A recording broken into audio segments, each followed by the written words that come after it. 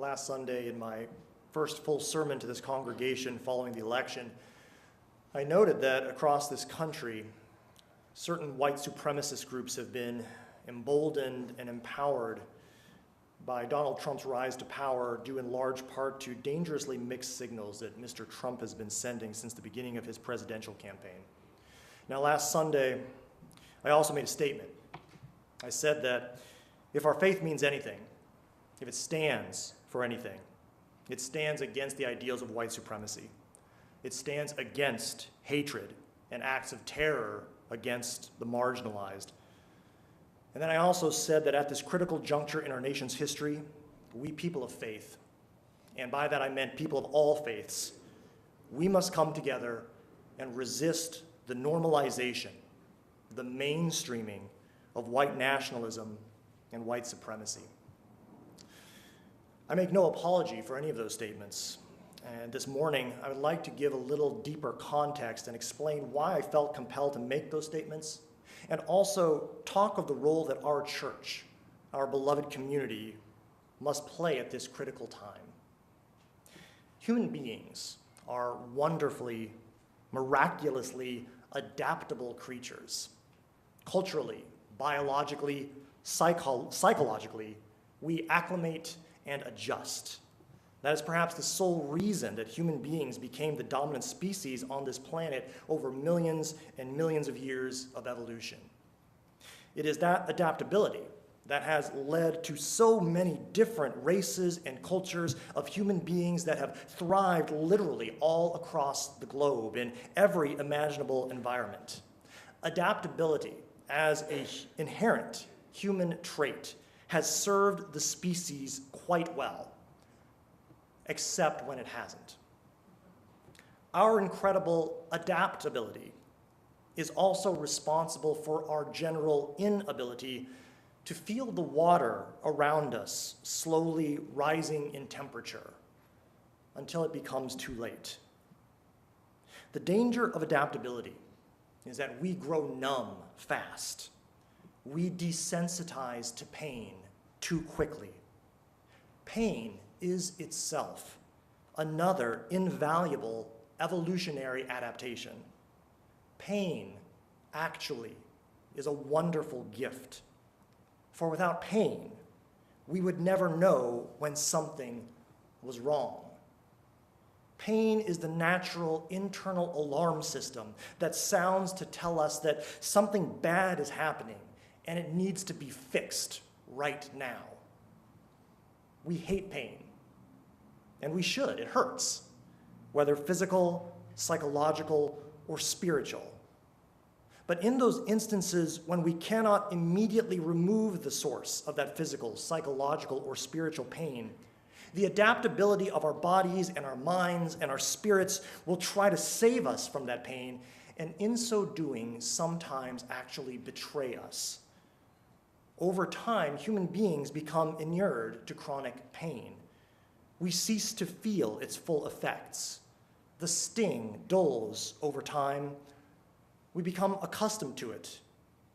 And given enough time and enough pain, our mind begins to trick us into believing that it's normal. This human adaptability is also how words and acts of extremism, after just a few exposures, cease to feel extreme. This is how the outrageous becomes commonplace. This is how the world ends, not with a bang, but with a whimper. We have been exposed to, saturated with, outrageous and extreme rhetoric since, frankly, the beginning of this election cycle over a year and a half ago. Words, deeds, and ideas that once immediately set off internal alarms and warnings are now more and more being met with shrugs. And in this new environment, I admit that I myself am struggling to retain a sense of who I am, what I really stand for, what my values truly are. And there are days that I often worry that I have already allowed myself to grow too numb. A report was issued last week by the Southern Poverty Law Center that examined the effects that Mr. Trump's surprise election victory have had in schools across this country. I believe that the conclusions in this report are rightfully and objectively shocking. But as a nation, I fear that our threshold for shock has been lowered to truly dangerous levels, which would explain why so few people seem to be talking about this report. Among 10,000 respondents, 90% of whom were teachers, there were over 2,500 reports of negative incidents of bigotry and harassment in schools directly tied to the rhetoric of the presidential campaign and election. These incidents include vandalism, including graffiti with references to the KKK, the N-word, the mass killing of Black Americans, swastikas, threats of deportation toward Hispanic children and Muslim children. There have been reports of multiple physical altercations and assaults, including sexual assaults against girls, race and religious-based threats against both students and teachers. 90% of the educators who responded to this survey said that the election has negatively impacted students' behavior and mood. 40% of these educators state that they have heard derogatory language used against students of color, Muslims, immigrants, and other students based on gender and sexual orientation. The report includes stories of increased anxiety and even suicidal ideation among marginalized students as a direct result of the change in atmosphere at their schools following this election. This is not normal. And we must never allow it to become normal. The SPLC report contains this conclusion. The dynamics and incidents these educators reported are nothing short of a crisis and should be treated as such. Instead, I fear it's being treated as just another news story that gets buried in the middle of the page on CNN.com. In the deluge, the barrage of deplorable news stories that seem to come day after day, I fear that this one too will soon be forgotten, like so many of the others to come. I myself am particularly concerned by this story, by this report for a variety of reasons, but most especially because it represents, I think, the legitimization, the acclamation, the normalization of extreme white supremacist ideas and values within our children. And if such ideas and values are in fact being adopted by our children, then it would seem to counter the suggestion that the recent surge in hate crimes occurring across our country is an example of old covert racism finally being uncovered. Now, while the uncovering of old existing racism may explain part of this recent phenomenon, my greater concern, which I believe may find confirmation in this SPLC report, is that we as a nation are actually witnessing the creation of new prejudices and new bigotries in hearts and minds where such prejudices and bigotries did not exist previously, including the hearts and minds of our own children. History has taught us clearly and repeatedly that when new expressions of old racial and ethnic and religious hatreds begin to take hold among an anxious people, it can spread with frightening speed. We Unitarian Universalists cannot afford to become acclimated and inured and desensitized to these new expressions of ancient prejudices in our country. The stakes are too high. Our core values of justice and equality are at stake. Our commitment to diversity and pluralism is at stake. I believe that the very soul of our nation may be at stake. And that is why I made the decision to use the power of this pulpit to ask you to reach out to our elected officials and demand clear, unequivocal denunciations of any action that could be interpreted by white supremacist groups as official government sanction of their ideology. And should I ever feel the danger of desensitization to this or other equally important issues, I will use this pulpit again to remind us of our shared values and the moral and religious duty we bear to one another and to the world at large. Now, I know that many of us here, we view church primarily as a sanctuary, a place of peace and respite, a place to seek and find wholeness and healing and comfort, somewhere we can come together weekly to lay down our burdens. And our church is, and always will be, such a sanctuary. But it must always also be a sanctuary of truth. And so I cannot in good conscience stand here before you this morning and comfort you with those most beautiful words, that most beautiful lie, everything is going to be okay. I can't say that because I simply don't know if it is true or not.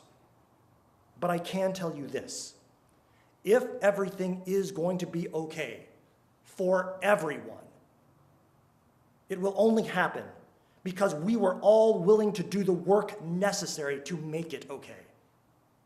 This morning, I cannot take away your discomfort and pain related to the potential dangers that we face, because ultimately, you need that pain. I need that pain. We all need that pain, because we need it to remind us that something is terribly wrong. It is that pain that will compel us with urgency to fight for change and transformation. In that pain is hope, but perhaps not the kind of hope you were hoping for. The following words come from theologian Jürgen Moltmann.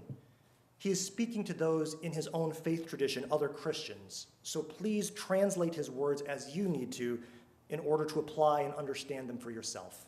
Moltmann writes, "Faith, wherever it develops into hope, causes not rest, but unrest, not patience, but impatience.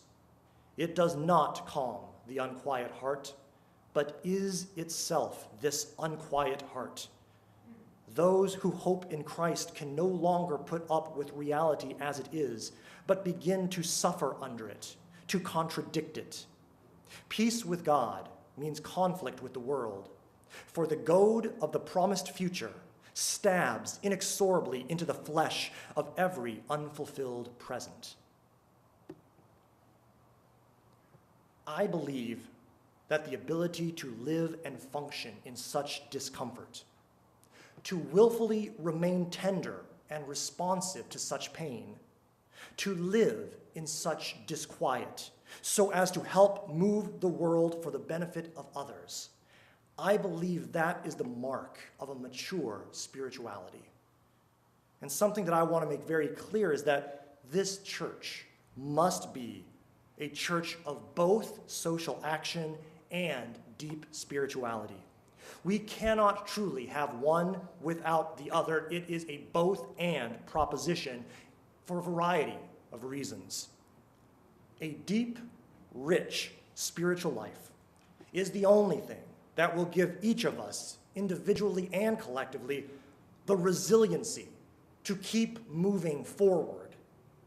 We are entering a time of great uncertainty, potentially a time of great darkness. None of us will last if we do not attend to the Spirit. We must build deep reservoirs of gratitude and joy and love and peace that passes all understanding in order to cultivate and hold on to the hope and the grit we will need to survive the day, to resist the urge to assimilate and adapt to the new normal, to courageously stand fast on our values. Moreover, I am a firm believer that before we can hope to transform the world, we must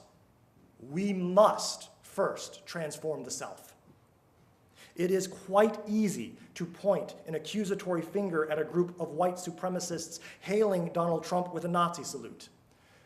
It's a far more difficult task to take a long, hard look in the proverbial mirror and see the latent white supremacist beliefs and attitudes lurking within, ideas and biases that have been embedded within each of us from birth because of our culture. We all have our own personal work to do. And we will never change hearts and minds if the stench of our own hypocrisy enters the room before us and chases everyone away. And in the end, I still believe it really is about changing hearts and minds. Now, I personally have no qualms calling white supremacists and white nationalists my enemy. I will oppose them at every turn with every means available to me.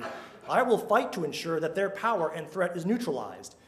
But in the end, I will also seek to find a way to create a path that will allow those who have fallen victim to the lies of a white supremacist ideology to see the error of their ways.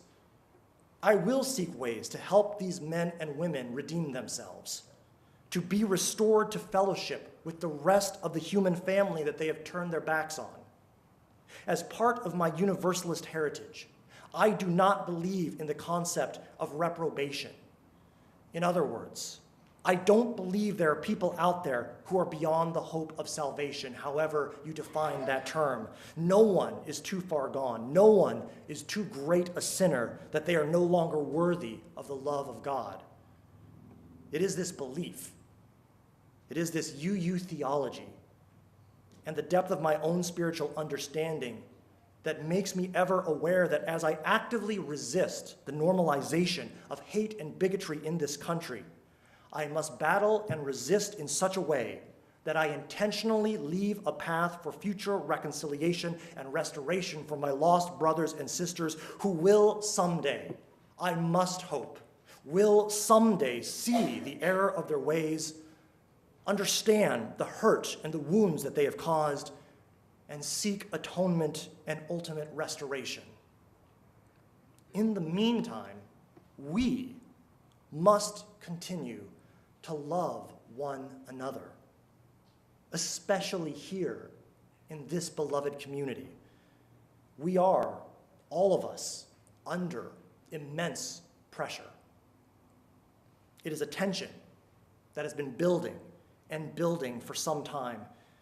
And what we see happening now is the inevitable response to people's waking up to the realities of injustice and oppression in a land that claims justice and freedom for all. It's all playing out in real time before our eyes. Police killings of Black Americans, hateful rhetoric against Mexicans and Muslims, an attempt to desecrate Native American sacred grounds for an oil pipeline that was originally considered too unsafe to route near a predominantly white town. There is a tension all about us. It is hanging in the air. It is almost palpable.